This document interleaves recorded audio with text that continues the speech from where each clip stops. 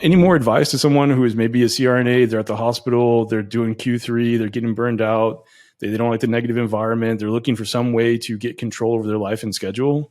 What advice would you have for someone like that? I mean, if you're thinking about it, you have nothing to lose to venture off into it. You don't have to, rip the Band-Aid off right at the beginning. You can always, figure out and reach out to people. That's the beautiful thing about this community. I mean, if we've built a community, I mean, you guys have built a community, and it's really nice to have the support.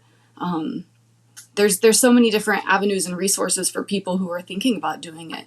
Reaching out to you and Jennifer and Kelly. It's just been a great thing to have.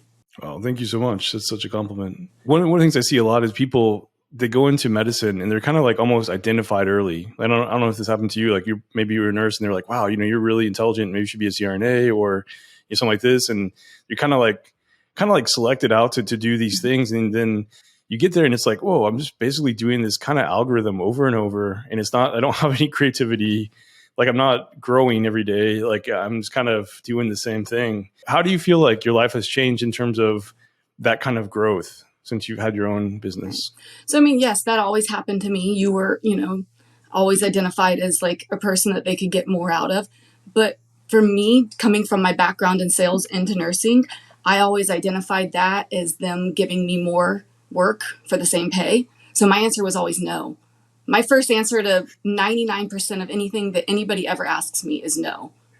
Because then I can stop, I can think about it, whether it's going to benefit me, whether it's going to benefit my family, whether it's good for what it is that I see for myself. And if it doesn't, then the answer stays no. If it turns out that, yeah, it might not be such a bad thing, then you can go back and say yes. And then you get all the glory for saying yes. You never get the glory for saying yes the first time. So I always say no the first time to everything.